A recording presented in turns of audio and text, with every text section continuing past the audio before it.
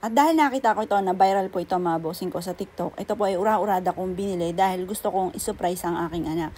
At yan nga po mga bossing ko, yung parang napasama pa dahil parang hindi siya makatulog at paulit-ulit niya pong tinatanong kung kailan namin to i-unboxing. Yung hindi pa ako naliligo, gusto niyo na i-unboxing. Sabi ko, anak, maliligo muna si mami. Pagtapos ko pong maligo, nagsusuklay pa lang ako. Mami, unboxing natin. Mami, anak, magsusuklay muna ako. Pagtapos niya pong nakita niya, tapos na ako magsuklay.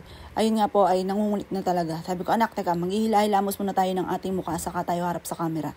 Ayun nga po mga bossing ko, ay talaga namang ang aking anak ay natuwa naman. Kaso nga lang, gusto po niya makita yung mismong pinaka nila, yung parang meron silang dito na kapag ka nakuha mo ay mahal daw po ang presyo daw po noon, yung kulay green. Kasi halos lahat ng kulay ay naandito na. Kaso nga lang, hindi namin nakuha mga bossing. Ayun nga po mga bossing, syempre, bihirang-bihira po yung ganun. Ngayon, nakakatuwa naman dahil napakaganda ng quality ng mga laruan.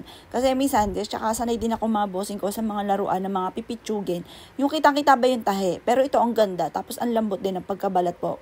At pinakatela mga bossing ko, nito nga pong wakuko mga bossing. Ayan, kung ano na mga nauuso ngayon mga bossing, wakuko, labobo mga bossing, o siya. Ngayon pa mga bossing ko, ang mga presyo nito hindi basta-basta, pero maganda naman siyang klase.